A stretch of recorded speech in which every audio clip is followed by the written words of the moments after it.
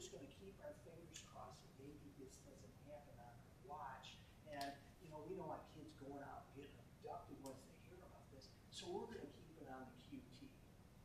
And if the school system handled an attempted abduction that way, I think it'd be safe to say we'd all be up in arms over that kind of reaction. And so all I'm suggesting is I have an idea of what this perpetrator looks like.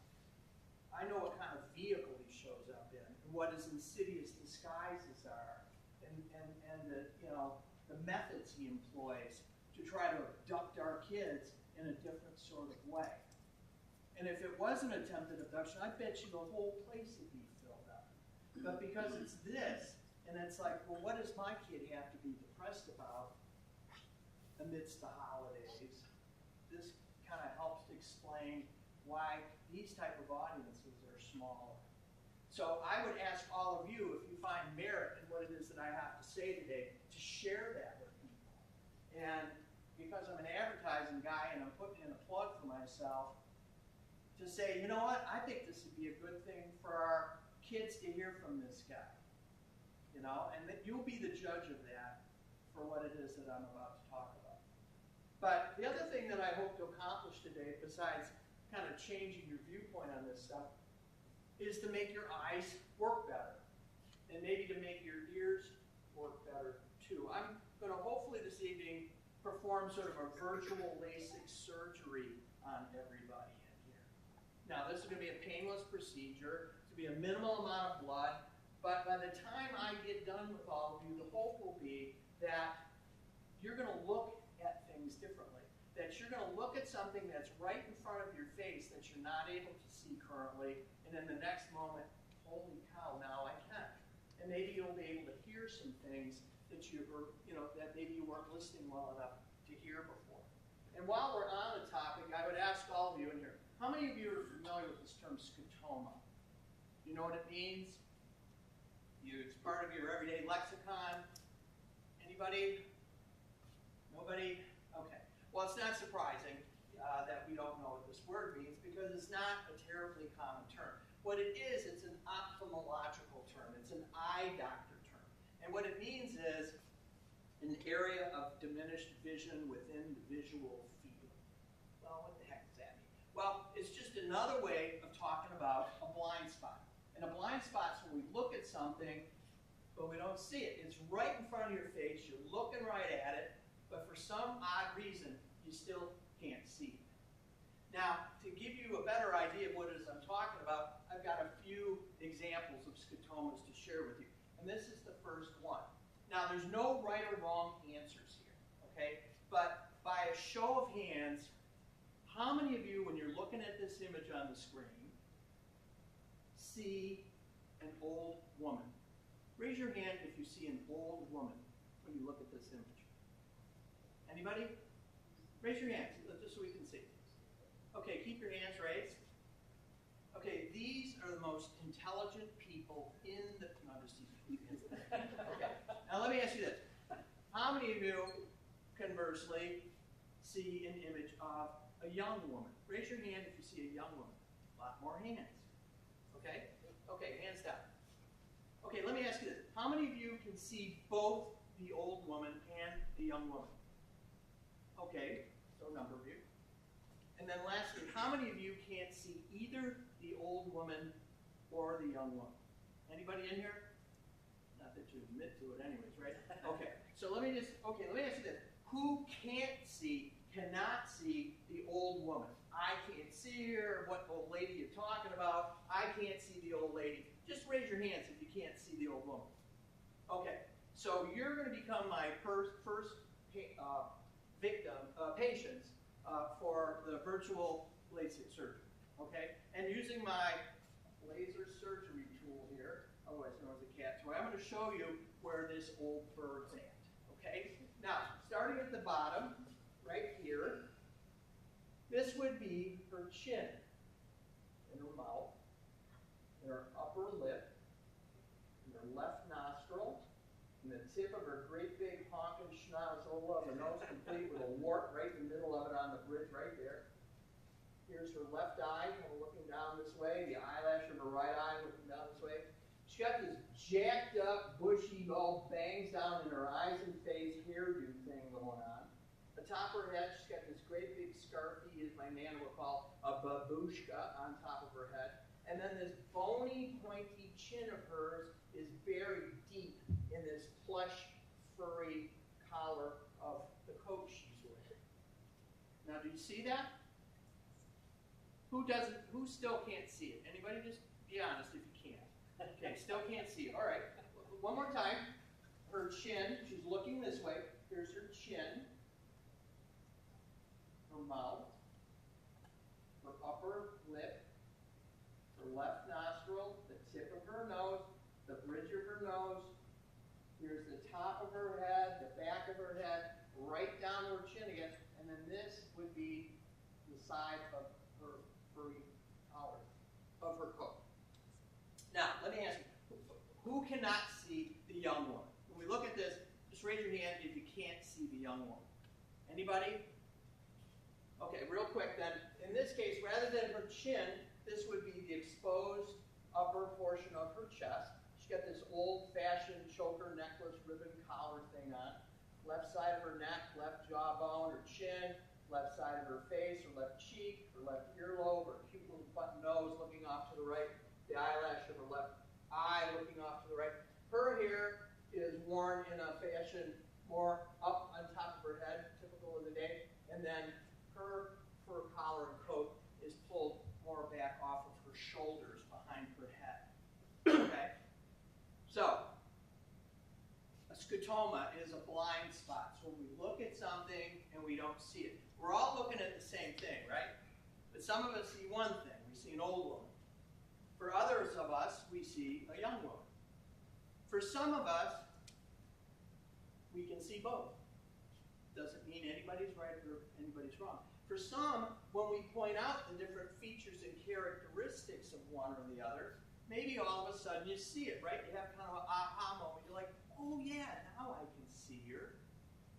Whereas with other people, even though we point out all these different features about one or the other, you still just can't. I know you're pointing at her nose and her wart and everything, but sorry, dude.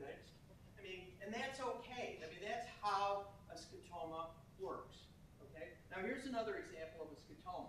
And this one's in the form of a challenge. And the challenge here is for us to attempt to touch, to connect all 9 of these dots using 4 contiguous straight lines, meaning you can't lift your imaginary writing device up to connect all of the dots. Okay? Now, let me ask you something.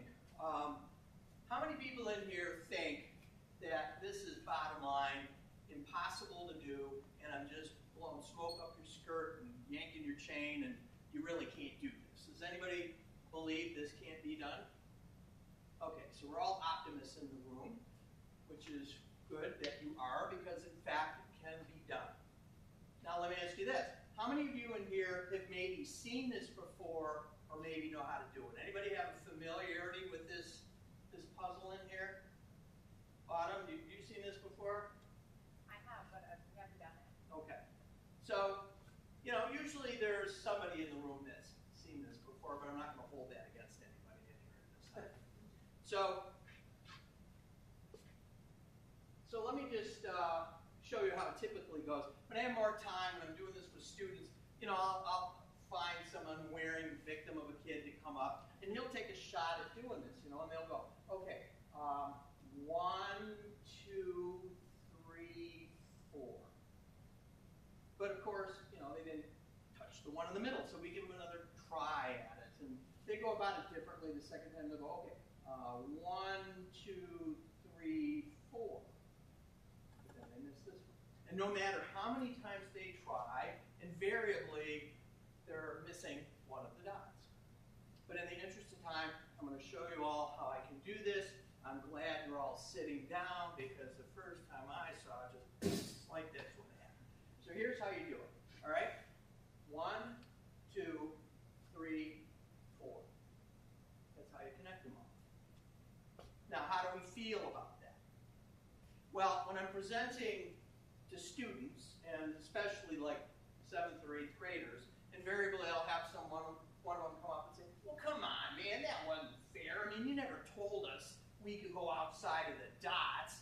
connect the dots. But I never said you couldn't. You know, what did I say? I said use 4 contiguous straight lines. Don't lift your imaginary writing device up. But I don't know why it is, but just about everybody who tries this for the first time, they always stay within the confines and the context of those dots. Now, why do you think that is? Well, I would contend it's because we as human beings really feel the need for rules, right? I mean, we look at something and we not only decide what it is, we're more comfortable making up a rule that tells us what it isn't as well. Whether anybody's gone on record to tell you that or not, right? We just feel better about there being some kind of rule governing this thing. And in my opinion, that's where we greatly miss the mark, miss the boat. We get myopically tied into this box where the rules, we need some structure, we need some rules, that we miss the opportunity to see how we can solve this issue. Okay? And as far as messages go, when I'm talking either to you or talking to students, I find this to be maybe arguably the most important part of the information that I share this evening, and here's why. What I tell students is that in their lifetimes, they're going to face problems and challenges to try to overcome and solve far more significant and serious than trying to figure out how to do this. And when they face these problems and challenges, they're going to have a decision to make. They're either going to look at the problem and go, nope, there's no way, I'm never going to be able to solve this, I'm not even going to bother. Or, more often than not, they're going to make an attempt to solve this problem, right? And sometimes they're successful in their attempts. But then a lot of times they're not. They try and they fail. And then they try a different way and they fail again.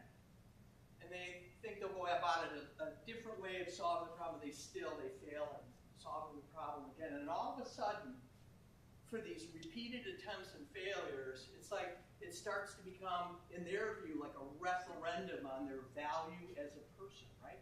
They look at their inability to solve this problem and they say, well, there we have it. I'm obviously the stupidest person on the face of the earth. Everybody else has probably figured this out by now. They're moving down the road and tackling the next problem. But me, I'm such a loser. I'm such a dope. I'm such an idiot. I'm never going to be able to solve this problem. I'm going to be stuck here, and they're going to be moving on.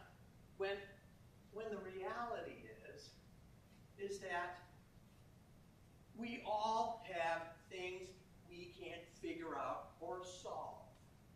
And the reason for it is not because we're some dope or loser. It's because we're all human beings with inherent limitations, right? I mean, we're not some supreme being there who's got all of the answers and solutions to all the problems and questions before they even emerge. No, you and I are typical human beings with our own inherent limitations, right? We don't have all the answers to everything. I mean, case in point, if I were to come in here and say, listen, I could use your help. I need to have an atom split in like the next 5, 10 minutes, kind of a quick split atom to go. Could anybody here help me to do that? Could you show me how to do that? If they ask me, I'm not going to feel bad about myself if I don't know how to do that. When the heck have I ever split an atom before? What the heck do I know about that? I don't have, the job experience or the education about splitting atoms. I don't have the right equipment for splitting atoms. I wouldn't even know what the right equipment is if it was sitting right in front of me. So why is this a referendum on my value as a person if I don't know how to figure this problem out? It's not. It's just one of those things that I don't know, right? Doesn't mean I'm a dope or a loser. It's just I don't know everything. And when we start as, realistic people,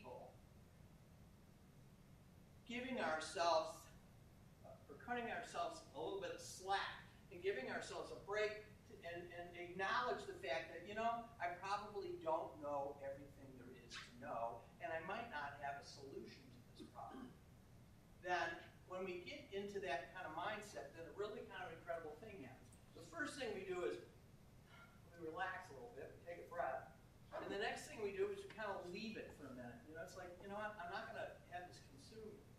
And in the process of doing that, our mind starts to relax a little bit too. And it opens up to other possibilities, right? It starts allowing us to do things like this, thinking outside of the box. And that's kind of where that notion came from.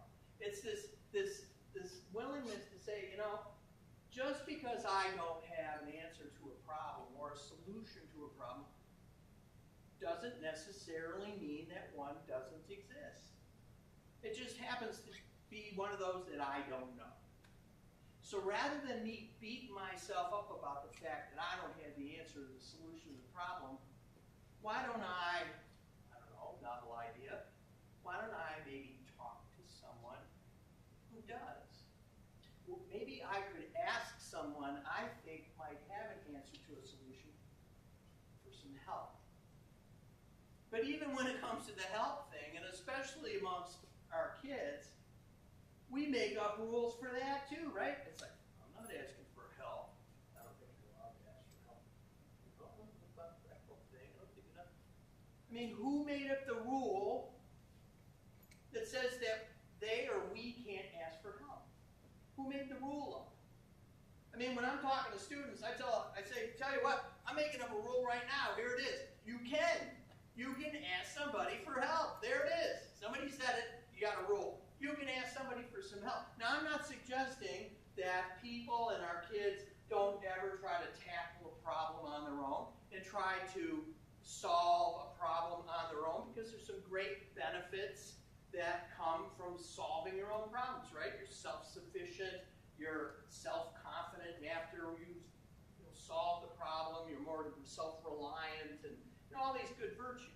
But if we've tried, or they've tried and tried and tried and tried again, and they still have failed, just relax, You don't need the wheels flying off and smoke coming out of your ears in your attempt to solve the problem. You can stop and relax for a minute and take a breath and ask for some help. You can ask someone for some help.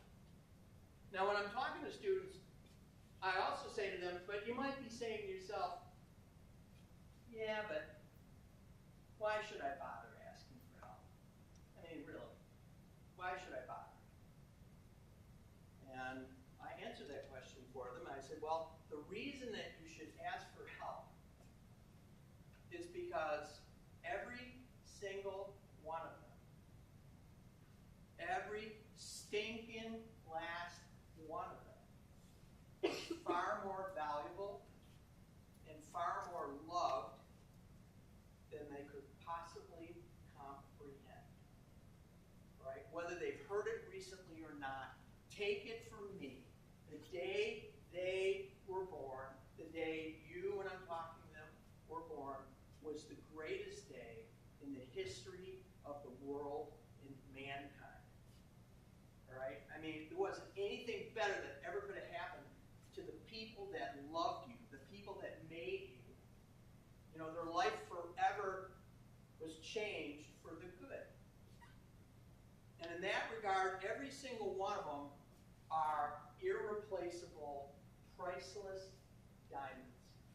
Unique, priceless stones individually, with all the beautiful, different prismatic effects. They're irreplaceable, and they're all diamonds, every single one of them. And I don't know why it is, but when it comes to diamonds, people don't take lightly to losing them. I mean, I don't know if you've ever dropped a piece of jewelry yourself or someone else did down like a sink or a drain, but I mean, they're like ready to call out the National Guard to get that thing out of it. And in the words of the great British statesman Winston Churchill, arguably the greatest Prime Minister of England of all time, who incidentally accomplished quite a bit while suffering greatly from mental illness. He was bipolar big time. His words: you can never, never, never, never give up. Giving up is not an option. You are an irreplaceable diamond, and there's a lot of other alternatives, but that isn't one of them. Sorry, don't get to do it. Not this one. You don't get to give up. You have to work to solve the big problem that you might be dealing with when it comes to whether this diamond is to be retrieved from the drain or not. Because you're just irreplaceable. You're all loved, and it's not an option to give up. Okay, I'll ask for help. But I don't know, who should I help? Who should I ask for this help? Well, the people that want to help them, and there's plenty of them who do, people who spent time, energy, blood, sweat, tears, lots of sleepless nights, and lots of money getting qualified to help them, well, they make it real, real easy to identify them. And they do it in one of a couple ways. They do it by either putting initials at the end of their name or a title at the end of their name, right? So MD, DO, DDS, JD, PhD, RN, I mean, doctors, dentists, lawyers, etc., experts, or they just come right out and tell you what it is that they do, right? They're a counselor, they're a health teacher, they're an adult you trust, they're a coach, they're some teacher at the school who you really, gets you and you get them. There's plenty of these people, they're like all over the place, that want to make it easy for you to solve your problem. All you need to do is to ask them, and you've already been given permission to do that. So rather than dragging around the world's biggest, heaviest hard drive with the answers to everything that you either maybe, might, or not ever need to know, lighten the load up a little bit and relax and realize that there's not any problem that you're going to have to deal with that you can't get help for. You can, and you've been given permission to ask, and you're well worth it for doing it. All you have to do is to ask somebody for some help. So really, really important information for them to keep in mind as they're approaching these topics. Now, one more set of scotomas just to kind of drive the point home.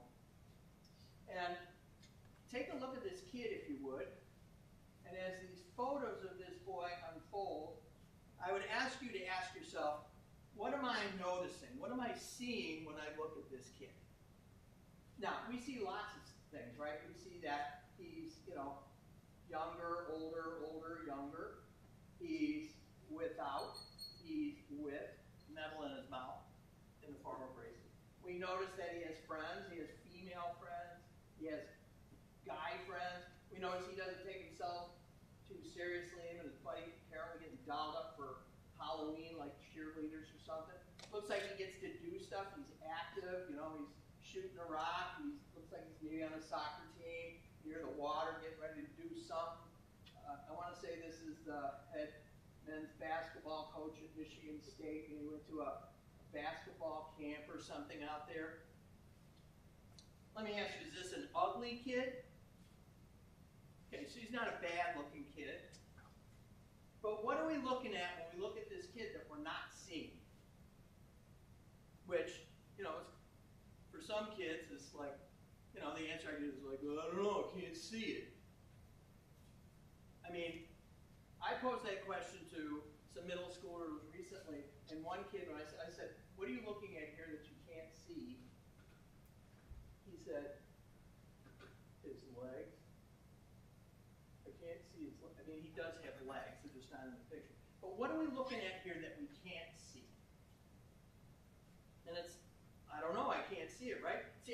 contend what we're looking at this boy and we can't see is like all this stuff all back up in here, right?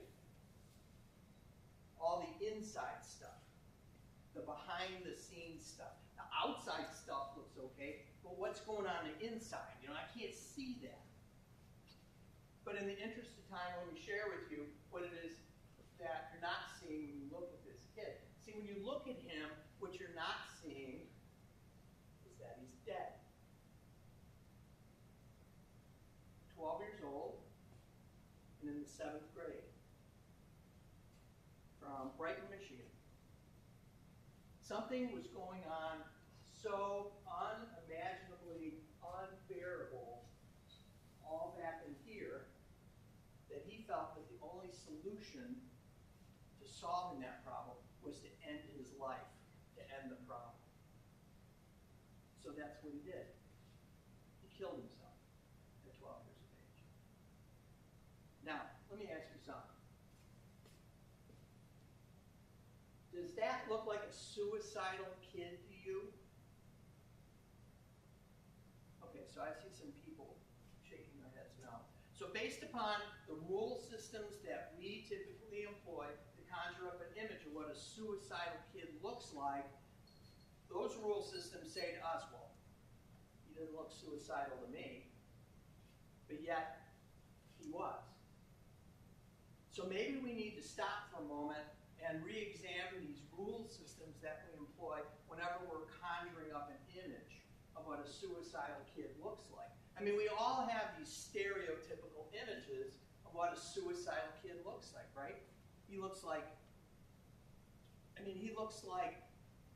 every school shooting kid we've seen on TV. You know, he looks like the Columbine kid. He looks like the Oxford kid. You know, he's the picked on kid, the wimpy kid, the misunderstood kid, the dark, strange goth. I really don't know what his deal is, kid.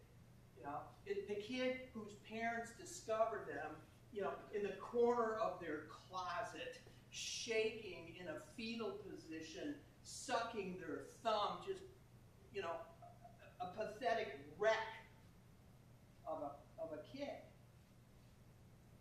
But he doesn't look like that. And as a matter of fact, when I'm talking to middle schoolers especially, I said, you know, from my viewpoint, he doesn't look too terribly different than every kid that's sitting in the audience. Which sort of begs the question then. What are their scotomas?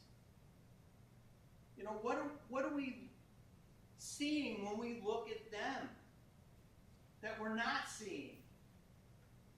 What are they saying that we're not hearing?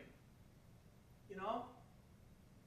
I mean, what could be the solution to this puzzle of a person that they are, that, I don't know, I'm no mental health expert, I don't have any answers, I don't have any solutions, I'm not seeing it, but there's got to be one, right?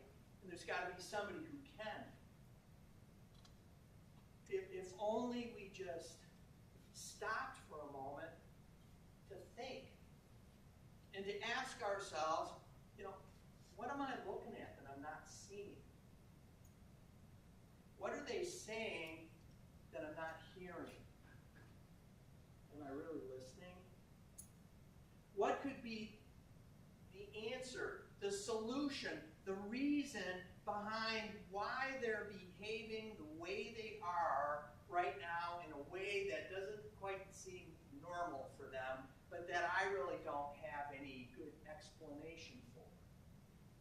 If only we just stop to think.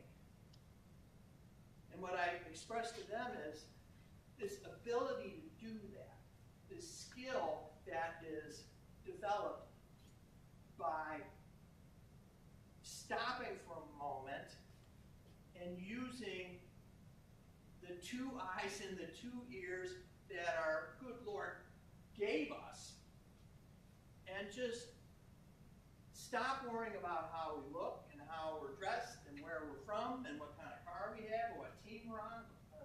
You want a formula for popularity? There it is. Dial in to the other person. Take your ego out of it for a minute and just say, what's going on with you?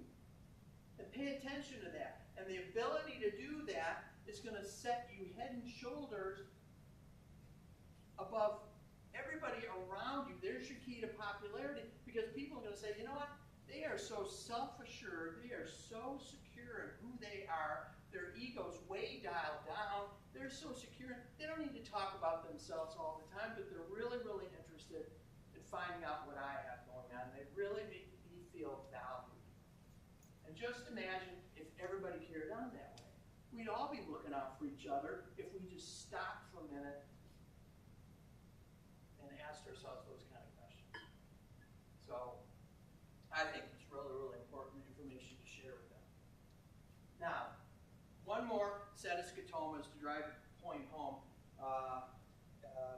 that exist, and those scotomas actually pertain to me. All right? Now, when I'm talking to students, I qualify by saying, now, I realize that my hair is not as dark and thick as it used to be when I was younger, and yeah, I can stand to be in better shape and lose some weight, and no, I didn't always wear glasses and everything. I mean, I'm 65 years of age, had a lot of stuff going on, but I got a lot of stuff to look forward to, too, so, life's good in that regard. So, all of those disclaimers set aside, I pose the question to them as I pose it to you now. When you look at me, what do you notice? What do you see?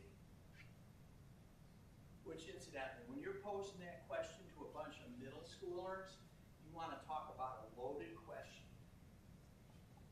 What do I see? I see kind of like a chubby old dude, kind of a geek.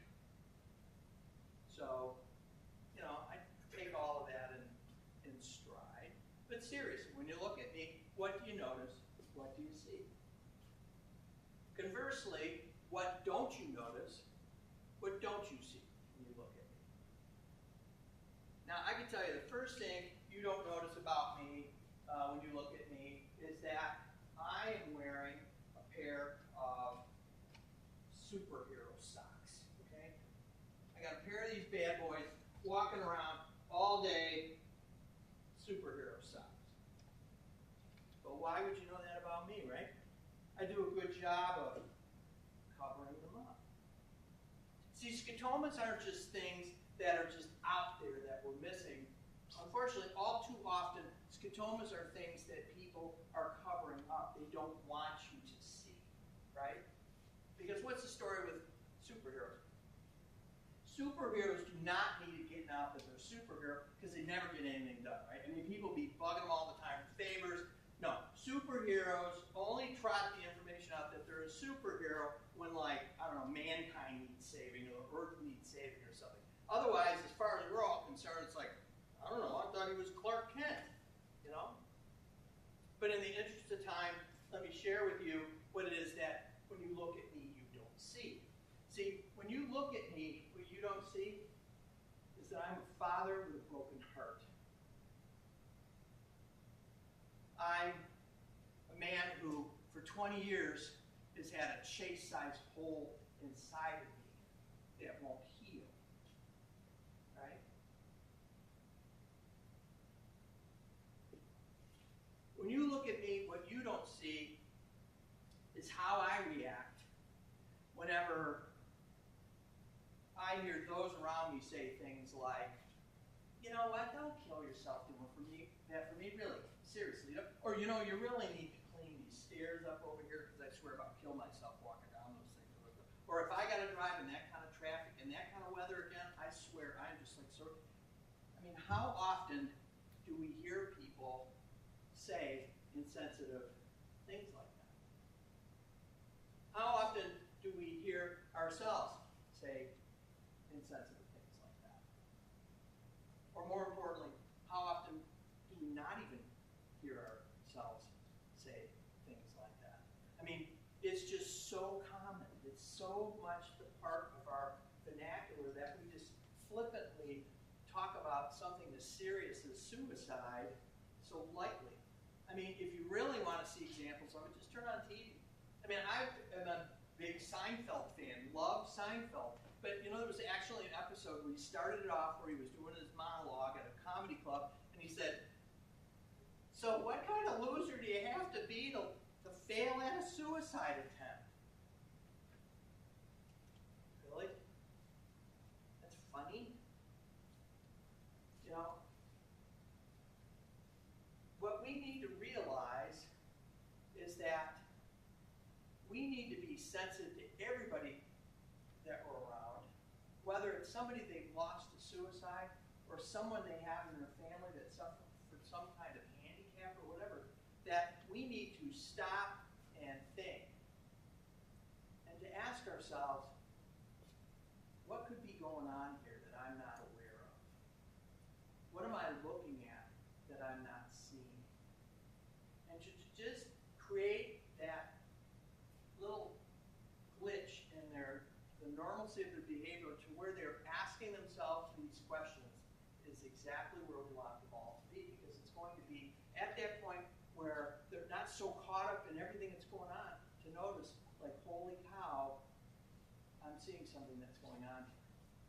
But I think the more prevailing question is what does a 12-year-old have to be so depressed about that they resort to taking their own lives? And why didn't a loving family, a loving set of parents do more to prevent something like that from happening to their kids? Certainly, these were the questions my wife and I were struggling with.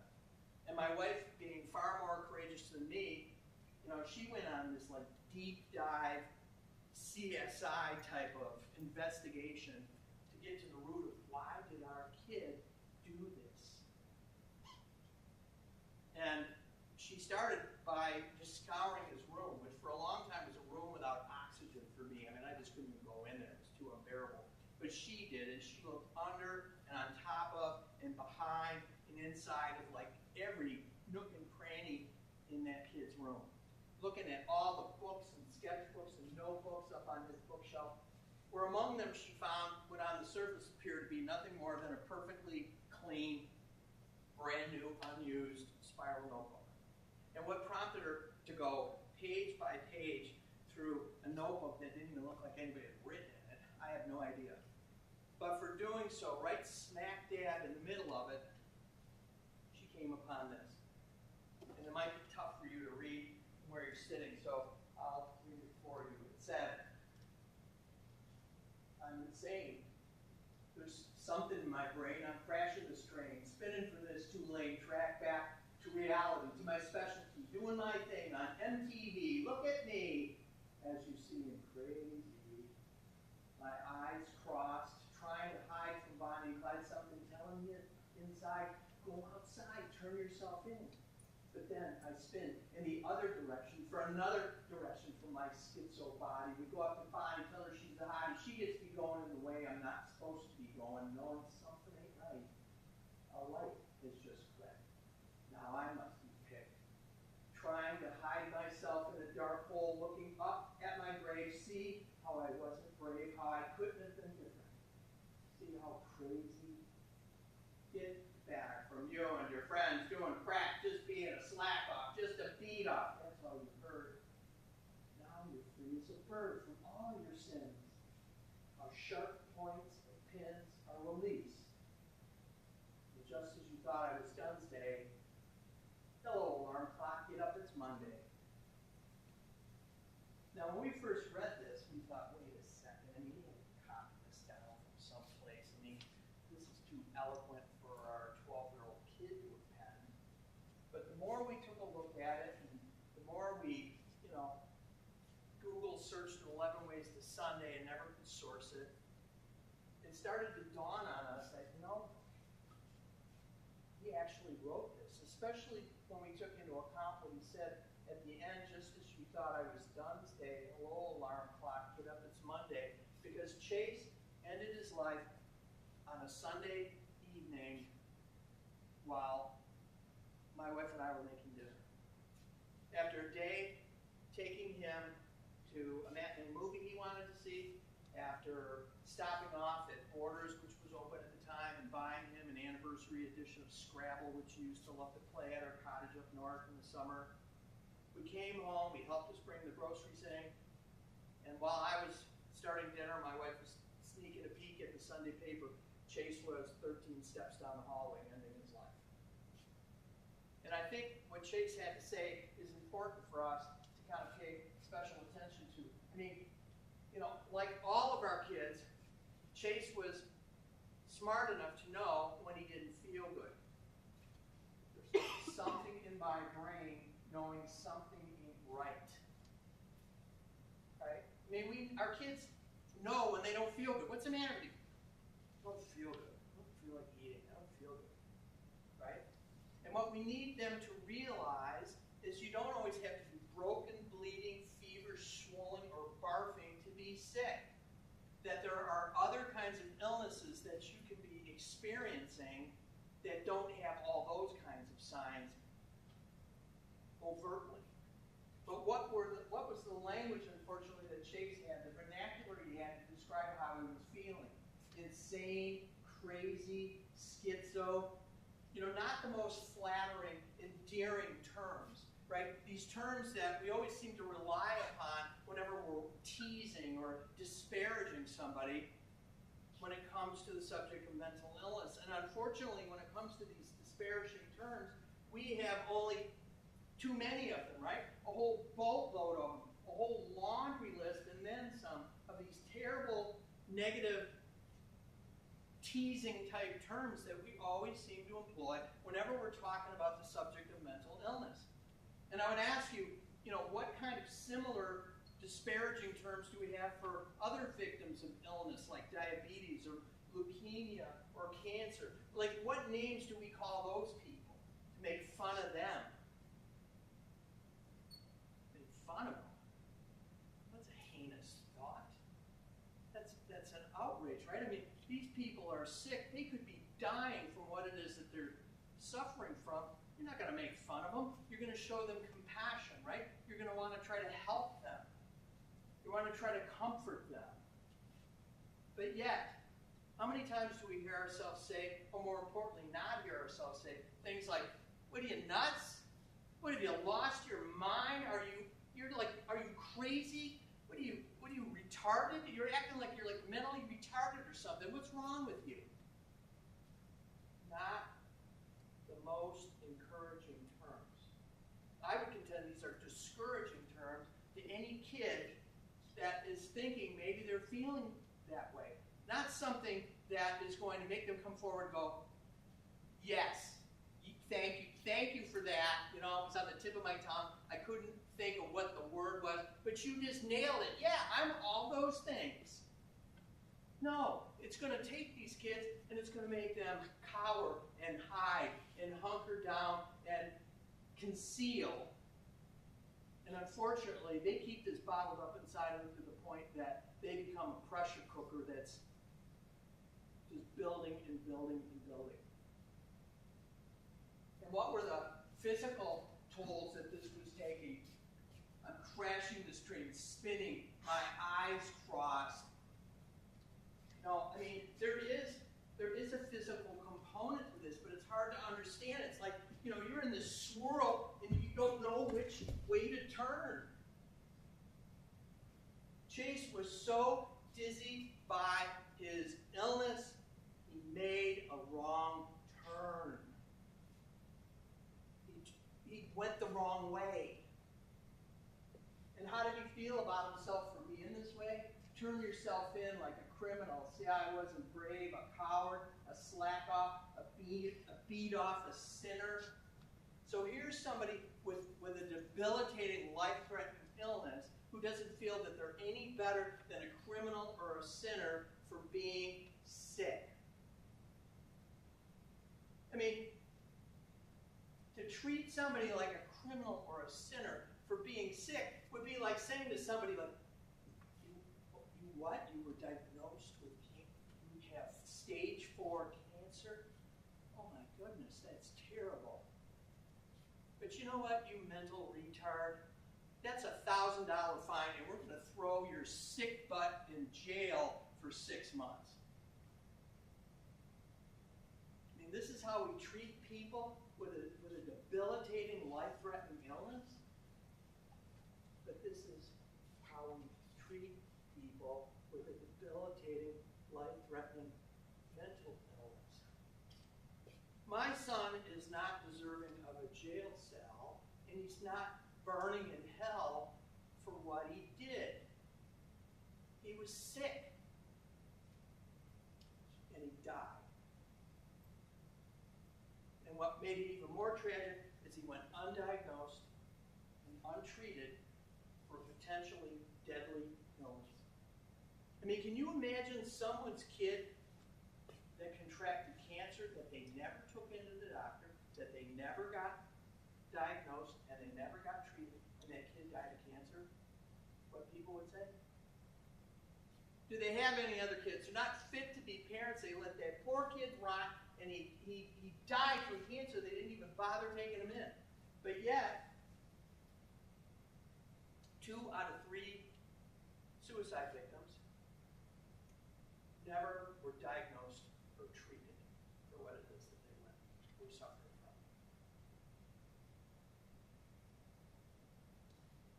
It's not surprising that Chase wanted to hide himself in a dark hole, looking up at my grave. Looking up. That is not the perspective of a happy, healthy 12-year-old. That is the perspective of a kid who already feels like he's dead the way he's feeling. And that this is how it's going to be for him for the rest of his life, 24/7, starting at age 12.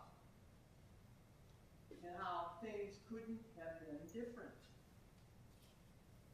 Until a light clicked, and I would contend it was a dark light that said to him, wait a second, time out, dude. Let's stop and think about it for a second. You know, you don't really have to be enduring this unimaginable, unexplainable agony and pain that you're dealing with. There is another alternative for you. And as a matter of fact, you could be free as a bird from it. And this voodoo doll-like existence you've been leading, where it feels like pins and needles being pushed into you, that could all be gone too. Whoops. Now you're free as a bird, how sharp points of pain are released. But the problem is that in Chase's dizzy, confused, 12-year-old mind, all he saw in front of him was the immediate gratification that came from, I'm not going to have to feel like this anymore. I don't have to hurt like this anymore. I don't have to feel this way anymore. Without realizing the long-term consequences of the decision that he was making. And that he was opting for a permanent solution to what should have been a temporary problem for him. And that once he made this move, that there was really no turning back from it. I don't think he got that part. I don't think he got the finality of it. I think his illness confused him in that regard. And it was only this urge to make the pain stop. He didn't want to die. He wanted to make the pain go away. Just when you thought I was done's-day, hello alarm clock, wake up, it's Monday. I think he thought, you know, I don't know, I'm not some old geezer ready to croak. I'm only 12 years of age, and I mean, I've seen toddlers, you know, hold their breasts, throwing a tantrum to the point where they pass out, and I mean, they wake up again. I mean, I'm not really sure how this whole death thing works, but I don't know, maybe I won't die. I mean, I'm going to try to make the pain go away, but maybe I won't die. But as we all know, death doesn't work that way. So how do we take a tragedy like this and turn it into something that we and our kids can use to prevent this sort of thing from happening to anybody else? Well, in order to make that happen, in my opinion, what we all have to get better at is recognizing and naming recipes. And what I mean by that is seeing a set of ingredients, and when you see those ingredients, realizing, oh, wait a second, that's a recipe for something. So that when you look at these ingredients, you recognize that as a recipe for something. Incidentally, does anybody in here have an idea what this is a recipe for? Anybody? I mean, looking at these ingredients, anybody got any ideas what this is? Cherry pie. Cherry pie. And why do you say that?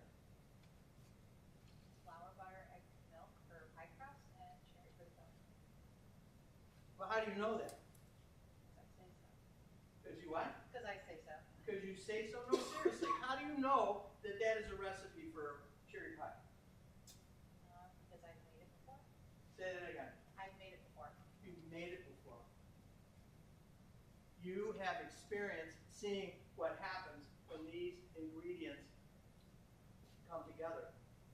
And that when they're mixed and stirred, what can happen to them afterwards, what the end result can be. But if you didn't have that experience, how would you know? Right? You wouldn't know, and worse, you wouldn't know you didn't know. Right? It took the experience to show you, oh, that's what results when these ingredients come together.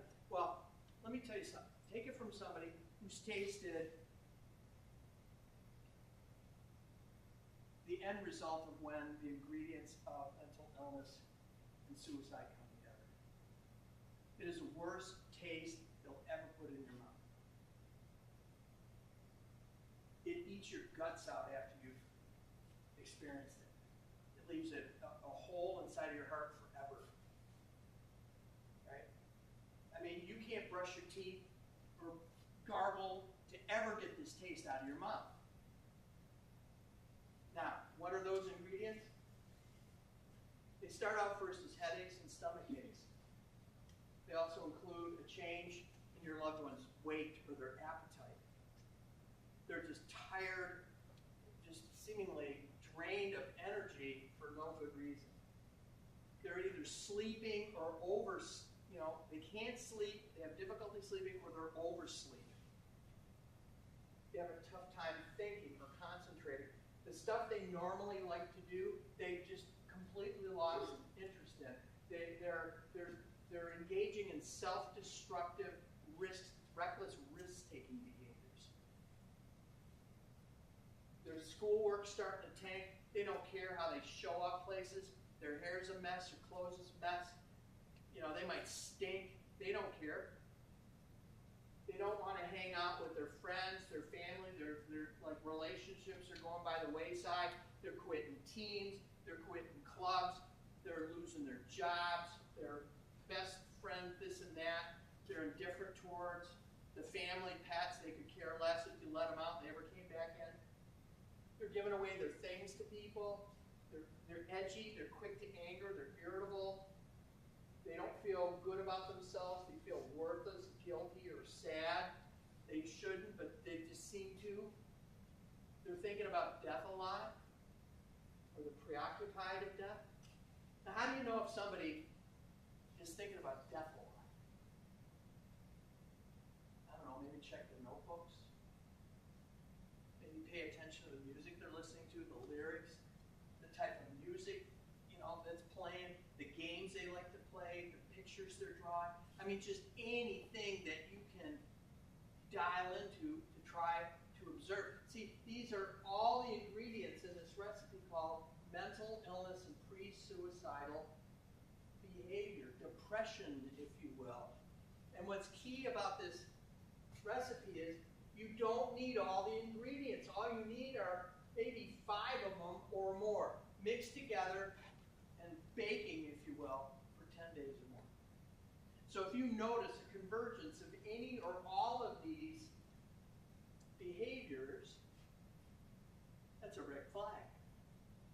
That's a ticking time bomb, maybe. Sadly, my son had every single one of these things, but because I didn't know, and what was worse, we didn't know to connect the dots. We thought they were all disparate, separate kinds of behaviors. So when he would come in the evening and we go, "What are you doing in here? It's school night. You got to go to bed." "Well, I can't sleep, Dad."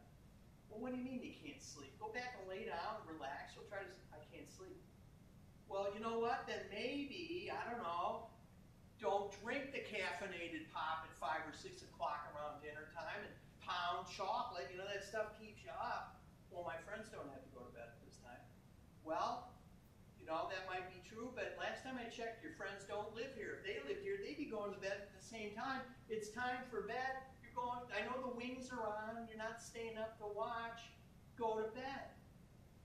And then after Chase died, we would get email notes from his friends reminiscing about him, and they would say things like, Chase, I used to think it was so funny the way you would sleep on the bus on the way to school. Now, how does a parent know if their kid is sleeping on the bus? Who sees that? Does the bus driver see that? No, the other kids on the bus do. But if they haven't been dialed in on what an ingredient is, they just think, I don't know, he's sleeping on the bus. It's a funny thing. Disruptions, difficulty in sleeping, oversleeping. My son used to love to rollerblade at a skate park near our house. And we would go there, and he would say, you know, Dad, watch me. I'm going to go down this ramp. I'm going to do a 720. I'm going to go down that ramp. He never could do it. He'd crash and burn every single time. And what would we say to him? Chase, what are you, nuts? You're going to kill yourself doing something like that. Self-destructive, reckless, risk-taking behavior. See, here's the thing. If it's quacking and waddling and swimming and laying eggs and flying south like it, sometimes that's what it is. You know, and if you're not, I don't know, a veterinarian or a member of Ducks Unlimited, maybe it wouldn't be a bad idea to talk to somebody who is, when you look at them and say, you know, they've been walking kind of funny lately, and I kind of swore he laid an egg yesterday, to tell you the truth. His hair is always kind of feathery looking. And whenever I come over, he's in the pool all the time, and he's bugging to go to Daytona Beach, like, nonstop. Now, I don't know if that's what he is, but could you check him out? If our kids were broken, bleeding, feverish, or, you know, swollen, we'd be taking them into the doctor yesterday for it. And usually at this point in the presentation, I stop and I say, let me ask you something. How many of you kids in here have had a physical? And they all raise their hands. And then I ask them, let me ask you, were you sick? Is that why you went in for the physical? And they're all looking at me like I'm nuts, and they're shaking their head. No, we went in because we had gym or a team we were trying out for. But then I asked them, well, let me ask you this. How many of you in here have ever had a psychological? You know, you talk to a therapist.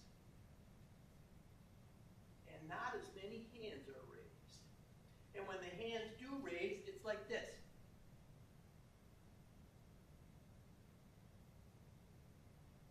See, I tell them, I say, I don't get it.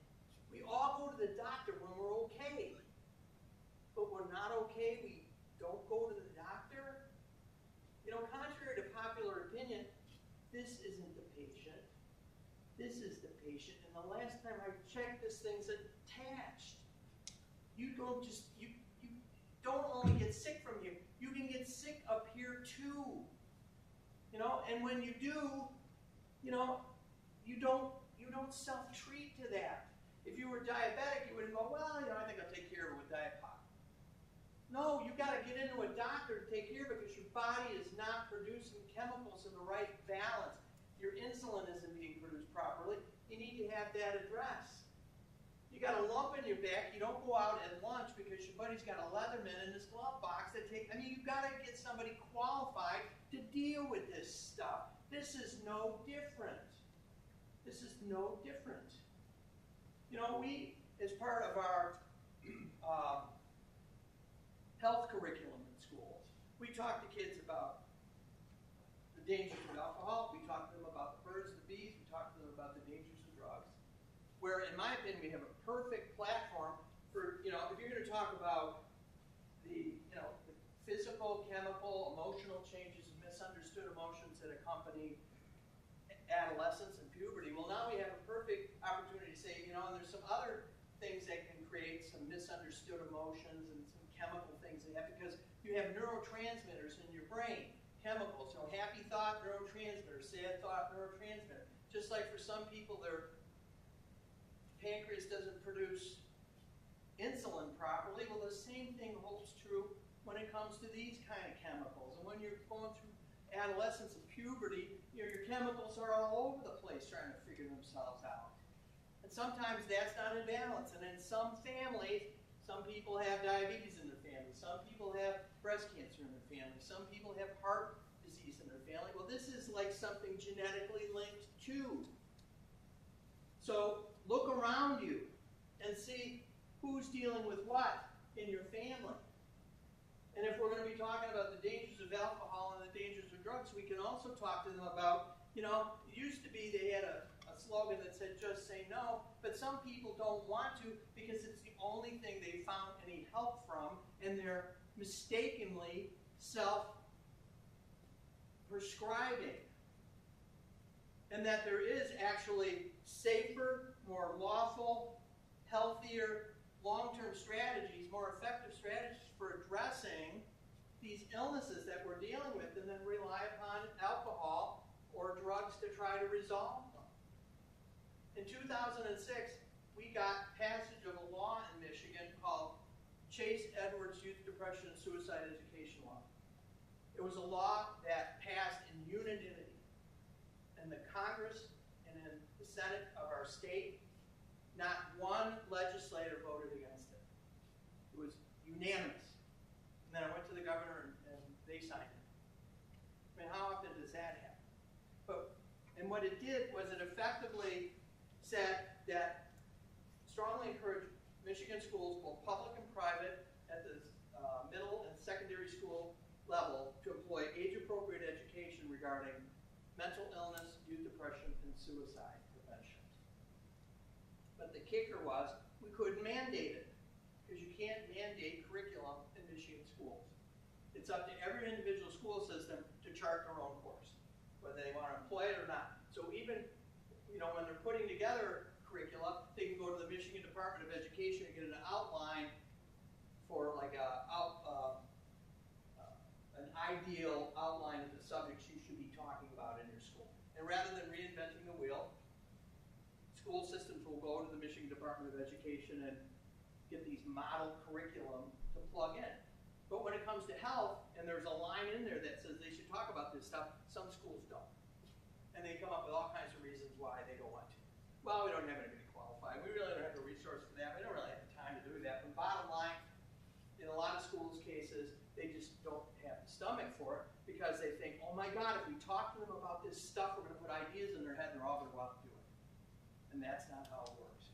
And kids, in my view, are going to talk to each other about their problems far more readily than they're going to talk to an adult right out of the box. So why not equip them, and also to let them know, you know what, this isn't a bad thing to talk about. I mean, when I was at school, somebody with braces was a bad thing to talk about. Now you talk to kids, it's like, oh yeah, I take Ritalin, and yeah, I'm getting, I talk to my kids about braces, they're like, braces are going to be okay, they won't have to wear them that long. They're like, Dad, I don't care, I just want to get them in the Brighton color, so orange and black, you get those things. I mean, they don't care about that anymore.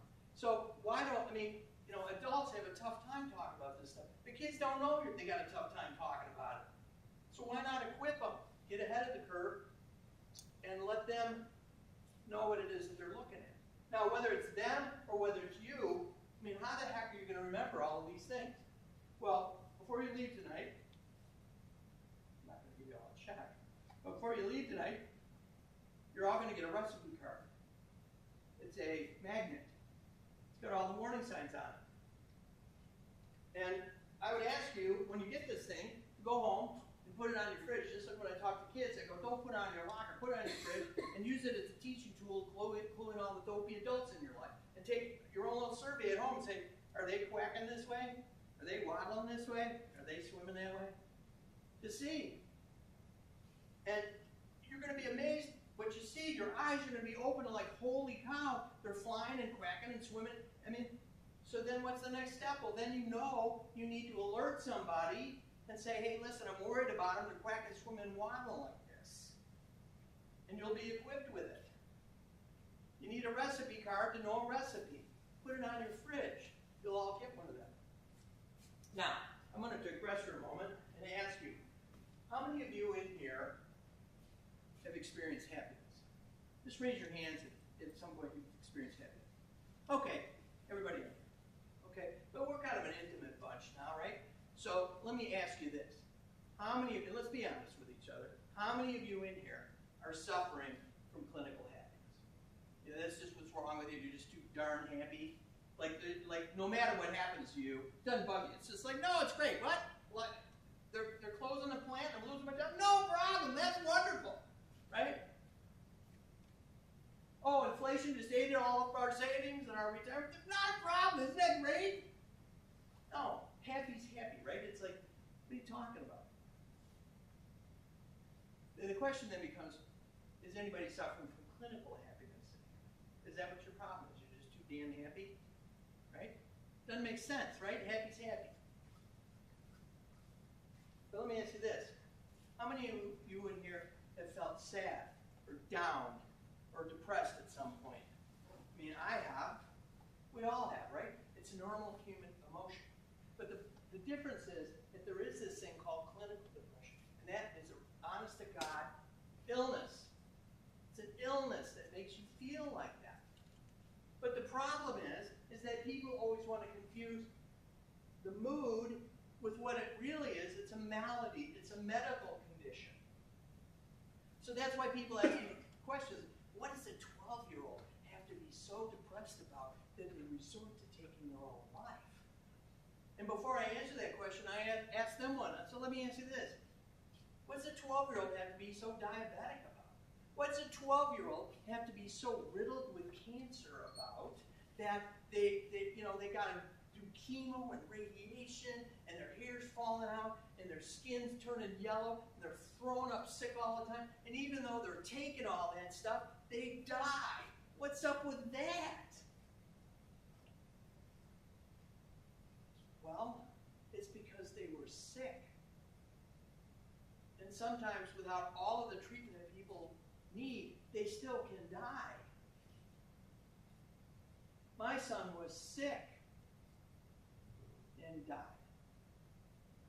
He was a victim of mental illness. And he ended his life. That's what happened to him. Now, what causes it? Hormonal imbalances, brain chemistry issues, brain wiring issues, genetics. I was adopted. My mother-in-law was adopted. I actually met my biological mother before my first child was born and asked her, was there any history of illness in our family, without ever dreaming at the time of asking her, and was there any incidences of mental illness in our family? A couple of years ago, I did 23andMe and discovered at 60 years of age that I had 2 half-sisters I never knew existed.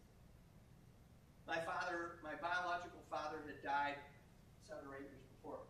I've since met both of them. I have a great relationship with both of them. I just went to one of their daughters' weddings in New York here a couple of months back.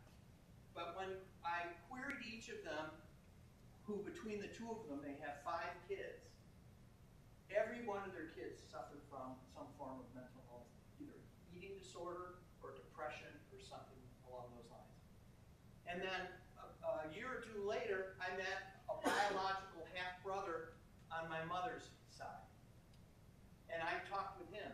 And he said, while he had no scientific basis upon which to go, he said he always thought that our biological maternal grandfather was bipolar. He had these huge mood swings and just do all kinds of craziness. I mean, there it was. And I've sat in on survivor outreach meetings where someone who's lost someone to suicide had gotten in touch with the American Foundation for Suicide Prevention to have a survivor outreach person, who my wife used to be the director of, who would go and sit and meet with them. Because I'm really good at talking, she's really good at listening. And she would sit and talk with these people and ask them, and they go, I don't know why our son took his life. I know he was having trouble with his marriage, and that work wasn't going so good, and and he was getting audited, but why did he have to take his own life? And then my wife would say to them, well, have you ever had any history of other mental illness in your family? And they go, oh yeah, my mother killed herself. And yeah, my daughter, she's on lithium. And my son, he's been hospitalized before his brother. But why did he end up having it? It's like, there it is. It's rampant in your family, and you don't even recognize that it's a genetically linked thing. You see people that, their parents were alcoholic and life was hell, and now they're an alcoholic. it's like, I don't know, to me, growing up in that kind of environment, it's like, wouldn't you want to, like, never having that happen? But there it is, there's genetic linkage, and people don't even realize that there's a need to self-medicate because no one's ever been properly diagnosed, because you need to suck it up and boys don't cry, and, I mean, why do people take their own lives? They don't feel like anything they do is right, and everybody would be better off without them, that no one would miss them if they were gone. I mean, through what we say to our kids, do we ever think we're making them feel that way? I tell kids that. It's like, you know what? You guys could be pounding nails into someone's coffin and you don't even realize it, but what it is that you're saying to people. That's why you need to stop and think about what you're saying and how it might impact somebody. You have no idea what you're looking at. It's like this. Everybody's got plumbing, right? We all have sinks. We all have faucets. And the sinks have drains. And, the drops go in the sink and the drops go down the drain. Except for the person that's suffering from a mental illness. Their drain is clogged. Their drain doesn't empty. So every drop of negative that happens in their life, that's things that are said to them, things that they fail at, whatever it is, those drops go in their sink and they stay there. And they just keep building, building, building, building. So that before too long, this is what ends up happening to them. Now, we as a culture have this tendency to externalize influence, right? When somebody killed themselves, it's like, oh, she was going to divorce him, and he lost his job, and, he had these terrible things to happen. His girlfriend broke up with him, and his kids don't want to talk to him anymore. But you know who you never hear about? You never hear about the people that have all those crummy things happen to them, all those terrible things happen to them, that don't resort to taking their life. The only ones we ever hear about are the people who do. So we always attribute, like, oh, well, that's why. When anything good happens, it's because of us, right? It's because of us that it happened. But when something bad happens, it's them. They're the ones that made it happen. It's like kids in the schoolyard. What you get in a report card? I got all A's. Well, what'd you get? Oh, she flunked me. You take credit for the good, you externalize the bad. But that's not what, the people that resort to taking their own lives, they needed to get into a plumber. They needed a mental plumber to help them unclog their sink. They were predisposed, and it took a precipitating event for them for those things to happen. It's like there's people who the last straw for them was they were walking out of the grocery store and they dropped a bag of groceries and it broke on the ground. That was it. I can't do anything right. They killed themselves over a bag of groceries dropped there? No, but it was the cumulative effect of that. There's us who can take our hand and go over a flame like this, and then there's the other person who, because of their body chemistry, are just like doused in kerosene. And they put their hand over it, and they have a different outcome. It's because they were predisposed. They were more flammable. That spark is what did it for them when it didn't do it for us.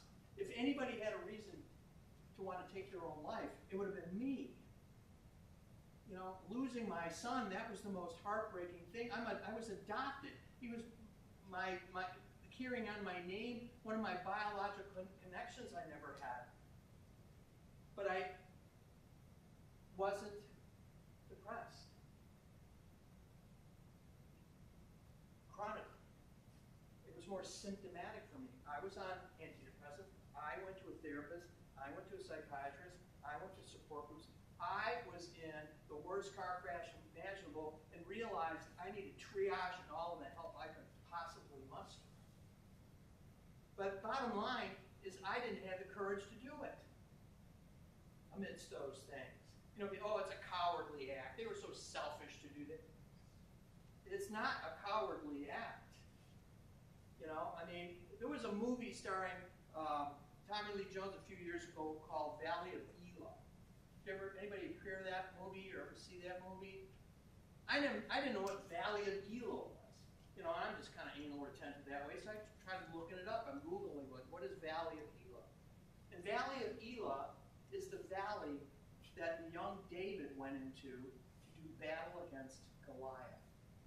And when he went down there to battle Goliath, he went by himself. He didn't go, hey, I got a lot of brothers. You want to put up my slack here? You know, I mean, this guy's like 9 feet tall, and I'm pretty sure he's going to kick my butt royal. So you want to? No, he courageously went into this valley to do battle against Goliath. And fortunately, with his sling and rock, slayed Goliath. But too many of our loved ones are courageous enough to go into that valley to try to do battle against this monster every single day. And unfortunately, some of them don't survive. You know, it takes courage to try to resist this. And courage, ironically enough, to succumb. You know, they were heroes on the battlefield in that regard. 1 in 4 of our kids will suffer from some form of mental illness, and this is probably dated information after the pandemic. It's probably more, and you probably know better than me, but it's probably, 1 in 3 teetering on that. 29% of surveyed Michigan high school seniors, and this was pre-pandemic, admitted to being depressed, with 10% of them having contemplated suicide, and frighteningly, with nearly 2% of a school's population having already attempted, and this includes middle school and high school. These are not statistics, incidentally, that I share with kids. It's when I'm talking to an adult. But, you got, what, 300-400 kids in your high school, 200 kids in your middle school, that's like 600 kids. That's like 6 to 7 kids who've already tried. Maybe didn't complete, maybe you didn't hear about it, maybe it was mischaracterized as something else. But, they've already tried. And we're worried about one kid getting abducted, and nobody got abducted. This is like its own pandemic that's occurring right in our midst, and who didn't come? What do I need to go to that for? What's my 16-year-old got to be depressed about? It's the Christmas holidays. Come on, I have to shop all day, and I worked all day, and it's dinner time. What do I need to go to that for? That would have been me. There's no prevailing need. It's because we don't know that there's a prevailing need.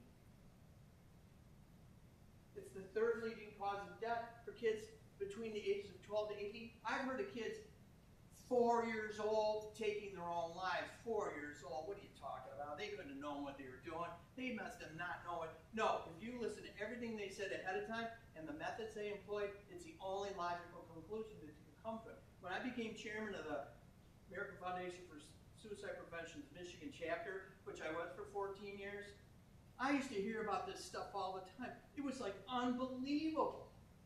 Just like, you've got to be kidding me. That can't even be real. The second leading cause of death for kids under age 14. With 90% of people who die by suicide having a diagnosable psychiatric disorder. They were sick.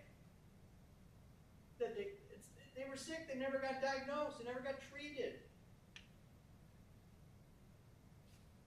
And there are approximately 16 suicides per 100,000 people. Now, does that sound like a lot? It's like such an odd number, right? 16, I don't know, maybe it isn't a lot. Is that a lot? But it's the context you put it into. Not that I like looking at this stadium, me went to school down the street, but it'd be like on a Saturday in Ann Arbor, you got 100,000 people in this stadium, and what would we think, or how would society react if at halftime that many people went out and killed themselves at halftime at a football game? You think they'd make the local news? Think it'd make it national news? That happens every day. It would be like a major airline crash happening every other day for a year. It would be like 9/11 happening every month for a year. Non-stop. 3,000 people this month, 3,000 people this month, 3,000 people this month. I mean, if any of those things happen, we'd be at our legislative floor going, what in the heck are you doing? We've got planes going down every other day with no one surviving. We've got terrorists taking liberties every month here, and people are dying left and right. We just had all of these people die at this stadium, and then it happened at Ford Field, and then it happened at Comerica, and then it happened down at, Little Caesars Arena, and then it happened at Spartan Stadium. But that's how often it's happening. The people, just 16 out of 100,000 people, I don't know. So why don't people want to talk about this stuff? Who's here, who isn't, right? As a society, we don't like to talk about this. And it's understandable. Nobody wants to talk about this, but it's uncomfortable to talk about, right? But if it should be uncomfortable for anybody to talk about, it should be uncomfortable for me to talk about it. My feeling is if I can talk about it, I'm not only going to stigmatize what this thing is about. My son was one of the most wonderful people I've ever known in my life. He was just heavenly. He had everything going for him.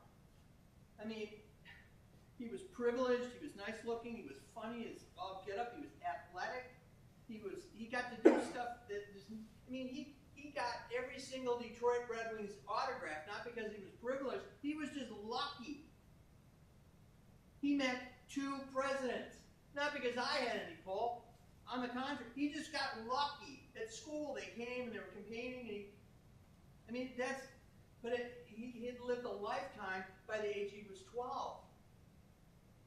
But if I can talk about it, then it feels like it should be more easy for other people to talk about it. Talk about Chase to start the conversation. Talk about me talking about Chase to start the conversation.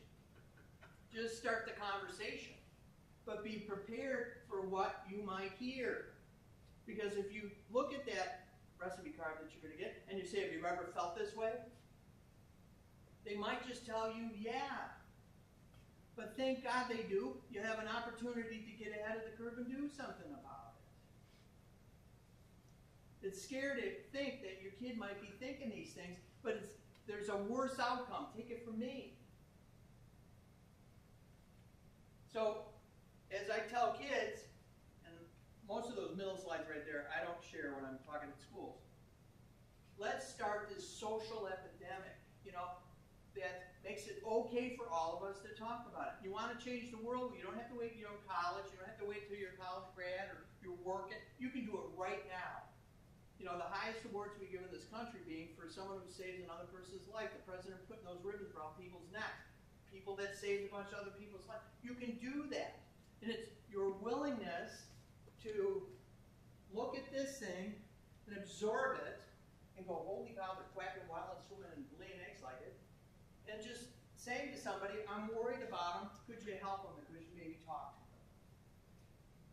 That's life-changing stuff. Now, what should we as parents and staffers do? Do a warning signs assessment. I know it's tough to talk to kids about the birds and the bees. This is even tougher stuff. Have you ever felt like this? Are you thinking about these things? You know anybody who does? But also pay attention to what they're not telling you. Because the day before my son took his life, I said to him, hey Chase, I don't know what's going on. He had gotten a detention on a Thursday for making fun of a handicapped kid in class, which was so contrary to his nature, it was like, no, there's no way he did it. He was the kid that used to get invited to special needs kids' houses. They loved him. And so I said, well, we're going to get to the root of this, Chase. We're going to talk to your teacher to find out why it is that she gave you a detention. We will sit down with her next week sometime, and we'll find out what she said. And he said, well, Dad, she calls me stupid in front of the class. I said, she said that? And he said, yeah. I said, well, let's write that down. That'll be one of the things we talk about. He says, what do we need to write it down for? I'll remember that the rest of my life. And then I found out we were going to have this parent-teacher conference on a Tuesday morning. And I said, Chase, we got to go in at Tuesday at 8:30. We're going to sit down with your teacher, and we're going to find out about these. And he goes, Dad, I have gym at 8. 8:30 on Tuesday. I'll have to get out of class. I go, well, then you'll have to get out of class. And that was more than he could bear. And it would have been very, very easy for us to externalize at that point and say, she was the final straw. She's what made it happen. But you know what? I'm sure she talked to other kids that way too, but mine was the one that had a mental illness and had a drain and plug that needed tending to. And, you know, on that Saturday, right before I was talking, I was right there with Chase. I don't know what's going on. Sometimes we do stuff, we don't even know why we're doing it. That's so uncharacteristic of you. That's not like you to do stuff like that. I mean, what's going on, man? Let's talk about it. He'd say, do we really have to talk about it? I really don't feel like talking about it. And I didn't force the issue. I was right there with him. But it just, you know, it got weird and uncomfortable, and I didn't push it any further, knowing how crucial it was at that moment that I needed to. You know, ask the tough questions, but just be ready for what the answer, because they don't want, nobody wants to kill themselves. They just want to make the pain go away, but nobody gives them the language, the permission to talk about it. You know, talk to a school counselor. You don't have to do this on your own. You know, a lot of times we have these plans for kids, and this, like, you know, bursts the bubble a little bit, but you know what? There's a whole team of people that can come into play to help somebody. It doesn't have to be just us with all the solutions, any more than, you know, we're trying to treat our kid for diabetes. And then, you know what? Don't let your guard down, because they'll have this behavior, and then all of a sudden, it seems like it got back to normal. It's like, hey, you know, they seem to be over a little bit. And that can be a very dangerous period of time, because once they have made up their mind what it is that they want to do, there's a certain weird kind of calm and peace that comes over them, knowing that they're not going to have to endure this much longer. And some people let their guard down. I was in Muskegon a few years ago, and I met a mother who just lost her 16-year-old son like a week or two before. And she said, this was the third time my son had attempted. And she said, the second time he attempted, the first thing he said to me is, why did you make it, you know, why did you stop it? Why did you save me? Why did you not let this carry out? I mean, he was so hell-bent on doing it. You know, and take them to the doctor. For anybody who's gone to a therapist, like me, everybody should go talk to a therapist. I mean, everybody here should go talk to a therapist. Take it from me. Talk to a therapist. Your family don't want to hear about it. Your friends don't want to hear about it. And you know what? They're probably not going to give you good advice anyways. You know what?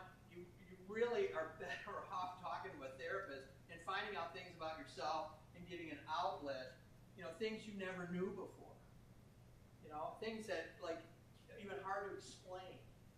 But talk therapy, a psychiatrist who is in a position to maybe provide medicine along with talk therapy. It can be one, it can be either, it can be both. But, you know, give yourself and give our kids a chance, you know, like, you would be taking them to wherever, St. Jude or Johns Hopkins or whatever, if they were sick and dying of something. There's nothing we wouldn't do for them. And this is no different. This is no different. And God forbid if you get to that point, know that just like 911, if you've got a mental illness crisis where somebody's threatening suicide, that they or you can call 988, or that you can text 741-741 in this, you know, smartphone kind of world that we're in. So I appreciate during these Christmas holidays when there's still shopping and presents to wrap and things to make for Sunday, that you all came out. I believe that there's probably a real strong prevailing need on your part. Either that or you're just the parent I wish I was 20 years ago. Thank you. And happy holidays to all of you. And if there are any questions, regardless of what they are, I'd be more than happy to address them. I know you've been in here for a while already, but I'd be more than happy to answer questions. Thank you.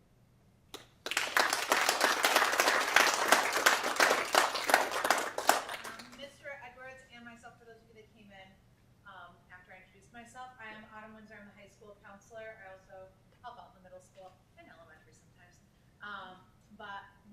around for any questions or anything afterwards. If you have any questions about what supports we offer at the school or what I do, if your child expresses any sort of suicidal ideation to me or to a teacher here, I am more than happy to clarify for you or kind of explain that process. Aside from that, I mean, we'll just stick around. We've got magnets for you. And as always, like, I am here as a support for you, for your kids. And if you heard some new information, I hope you did, and that's wonderful. I'm glad that you have become educated, but please share this out with other people as well, because again, those of you that are here are the ones that know and that are already seeking that information, but there are many out there that probably don't know this, and a lot of times they're the ones who have kids that need to hear it the most. But at the very least, just be willing to talk to them.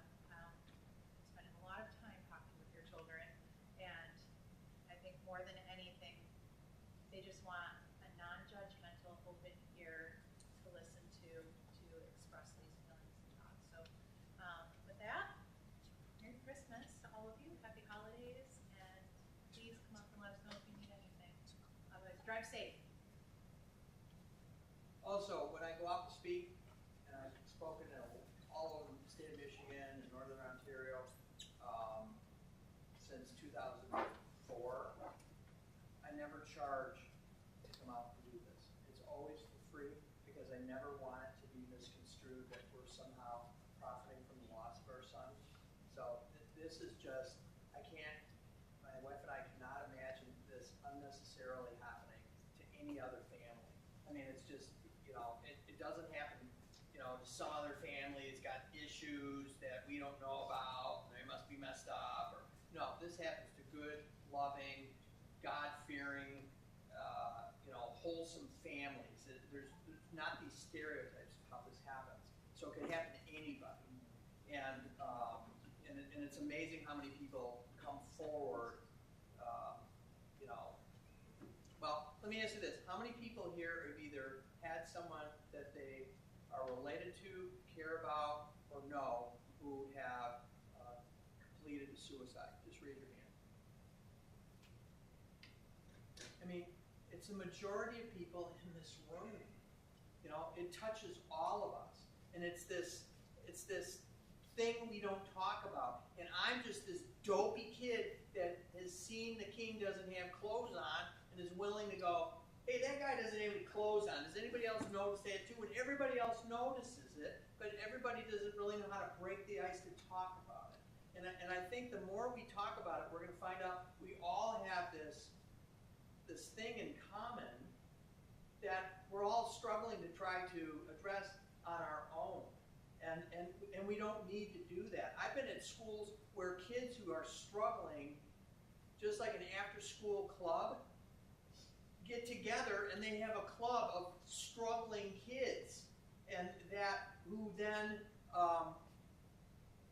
have someone like me come in to talk, and other people come in to talk, and they go to the local business establishments and they get like pizza and they get door prizes and they do all of the shallow stuff imaginable just to get all the parents there, and then the whole place is filled up because they're the ones that said about doing it. And then they come up and they'll like testify themselves. I remember one girl came up and she goes, if it wasn't for this group, I don't know what I would do. I can't talk to my parents about this, but all the kids in this group helped me survive. I just love all of them, and we're all in this thing together. And I mean, it was like this real viable, actionable, group of kids that came together, common to what it was that they were enduring and suffering through. I mean, there's really, really kind of creative ways that this issue can be addressed and approached and made okay to talk about, and I would just try to encourage that as much as we can.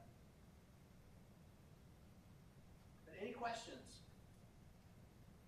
I mean, I know it's probably germane to you if you want to come up and talk to me afterwards, but I'm sorry. I have lots, actually.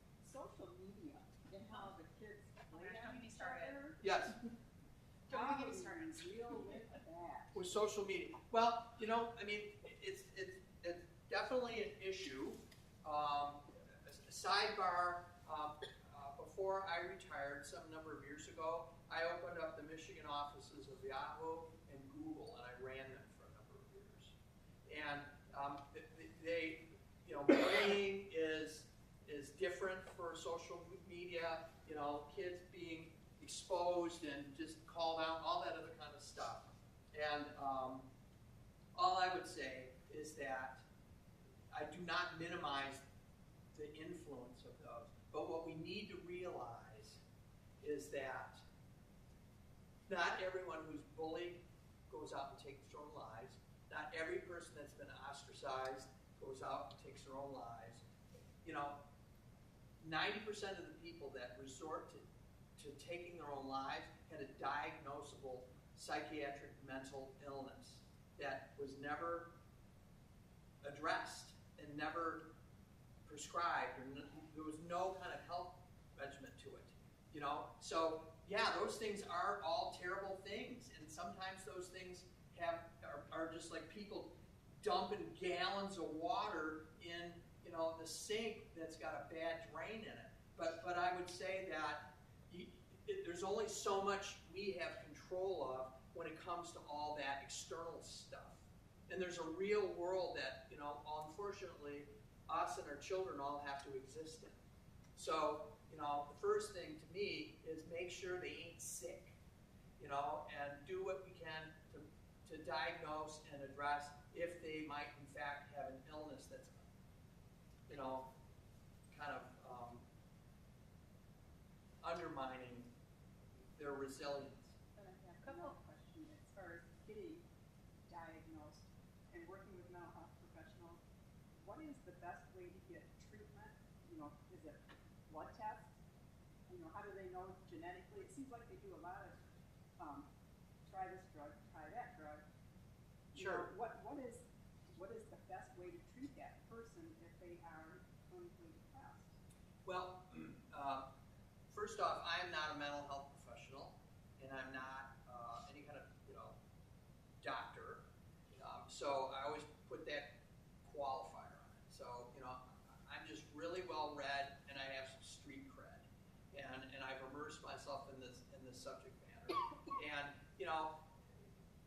you can, for example, go to Psychology Today online and say, find a therapist near me.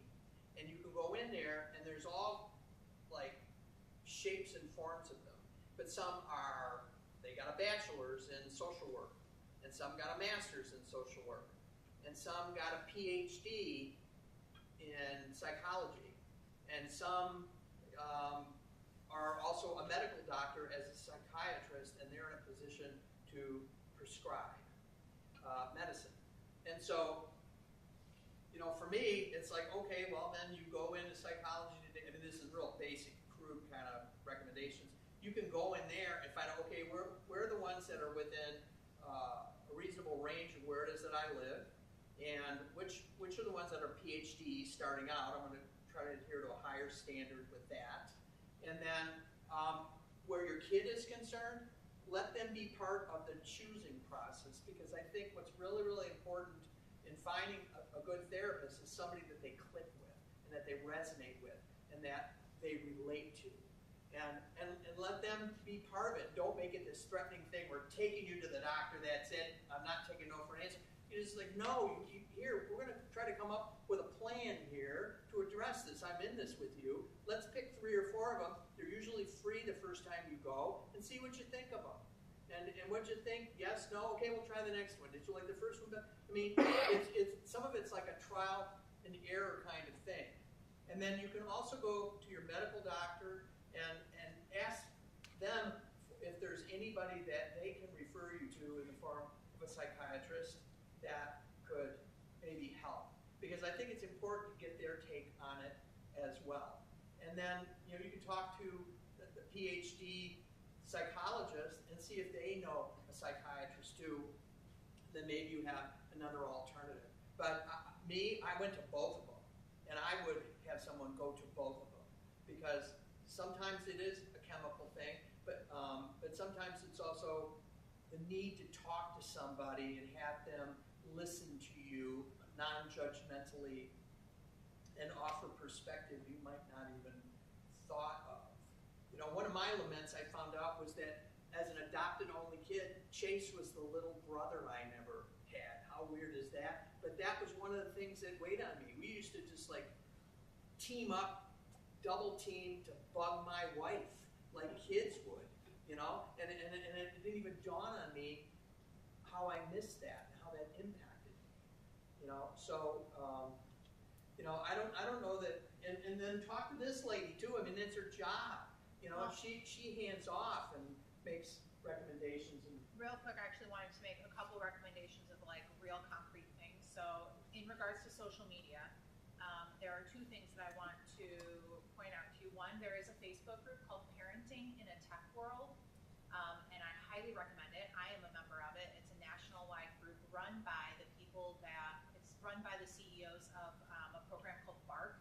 Some of you may have heard of it, but it's basically like a device monitoring program that parents can purchase that screens, and schools purchase it too, and we've used it, I believe, here in the past, that screens through their messages and will flag if they use certain explicit language, or if they use words like suicide or death or murder or killing or drugs or whatever, and it'll flag it for you, and then it tells you on your device, right? So the CEO of that company created this Facebook group where parents can go and try, although probably pretty unsuccessfully, to stay in front of the children on the new things coming out with tech, right? Because kids are always ahead of us when it comes to how they hide things on their phone, how they can get around all of our parental things that we put on there to try to monitor what they're doing and keep them out of things that will harm them. Kids are freaking smart, man. Like, I don't know how they do it, but they are like on the cutting edge. And this group does its best of giving a forum for parents to say, hey, I put screen lock on here that's supposed to start at 8 o'clock, but for whatever reason, I'm noticing that my kid is somehow accessing their device at 10:30 at night every night. Like, what's going on? And then they can help you troubleshoot all of the techie stuff that you may not understand. So that's the first one. The second one, I did share this out in a formal letter. It's not something that we plan on showing here, but I highly recommend as a parent watching a documentary called Childhood 2.0. It is on YouTube. It is free, and it is phenomenal. I will say it does cover sensitive topics. It covers mental health and suicide in terms of social media. It also covers things like access to pornography, right? Like, what are our kids getting access to when they have these open devices that are able to get on every sort of internet website possible, no matter what we try to do to stop that? But it also covers things like bullying. It covers things like cyberbullying, like self-image, and how the social media praise is kind of playing into that. And also just their social relationships. That's the biggest thing that I'm seeing at the high school, is our kids are really struggling to make meaningful connections with other people their age that are deep. Their friend groups are very fickle these days. It seems like they're just flipping through friends constantly. It's because they're not developing these deep, meaningful relationships the way that we did, where, you know, you have the same best friend since you were 4 years old and you grow up together and you know everything about each other, right? So we're seeing that that's not necessarily the case as much. But that documentary is phenomenal for parents, and it really gives you an inside view on what kids are experiencing, and it interviews high school kids and middle school kids about what other kids are saying and doing on social media, things that they probably wouldn't tell you, but it gives you that kind of perspective. Now, in terms of getting access to resources, right? So that is like a one-on-one thing, but you are welcome to email me and I will gladly put you in contact. We have a phenomenal contact in Kyle Anderson. He is our liaison to the clinical mental health for Clinton, Ingham, and Eaton County, because they're kind of all one thing. But he is phenomenal. I have his personal cell phone number. He has given me permission to hand it out to parents. I have his email address, and he is more than happy to work with you one-on-one regardless of insurance, because I know that that is a barrier to a lot of people. Sometimes our private insurance is actually worse than being on state insurance when it comes to getting mental health services, right? And he is willing to work with you in whatever way, because he has grant funding that helps him access certain services that could bring therapy to your home. He can send counselors to your home. So if you have multiple children and the idea of trying to get to an appointment is something that you can't do, we understand and we can make that happen. He can bring counselors to the school. He can arrange for virtual counseling, and we can set aside a private space for your child here at the school during the school day when appointments are actually available, because we all know those after school appointments, they get bottled up real quick, right? So we can make sure that happens. I I don't want access to mental health services to be a barrier, so we will do whatever we can to make sure that you have access to that. Please reach out to me and let me know what your barriers are, whether it's transportation, whether it's time, whether it's money, whether it's insurance, and we will come up with a solution. I am happy to meet with students. I am not a licensed therapist, one class away from grad school to be a licensed therapist, and I really don't do like long-term counseling, but in the short term, if we're struggling to get them into the counselor, I know that the need is really high right now compared to the number of therapists that are out there. Like in the short term, I want to check in with your kids. So if you know that they're dealing with something and you need somebody just to be there to say, hey, how are you doing today? Pop in for 10 minutes and like let's chat about things and see how things are going in the meantime until we can get you into something more permanent. 100%, that's why I'm here. So with that, we have all of those services available and we can make sure that you're connected to the right people. So please tell me, and I will gladly do that. My email address, which is not up there, is autumn, AUTUMN, like the season, @Windsor, WINSOR, so no D in it, no Queen of England Windsor, just the non-Queen of England kind, @Ovid-Elsie.org. And my extension is 1902. So if you call up to the school and it says type in an extension to reach a person, that's how you get my direct voicemail. 1902, you can contact me, and while I hardly ever am sitting at my desk, I'm usually running around, I always listen to my voicemails and we'll try to get back to you at the quickest point possible. So that is how you can get a hold of me to get those types of services. I know that it's late and it's a school night, so I know y'all have bedtimes, right? I know I do, about 30 minutes. So I don't want to keep you too long, but I will stay up here if there are any individual questions. Anybody that wants to touch base with her personally? Yeah, this is that awkward time when nobody wants to be the first person to stand up in the pool. So like I give you all permission to stand up simultaneously. And thank you all for coming. Please drive safe. Watch out for deer.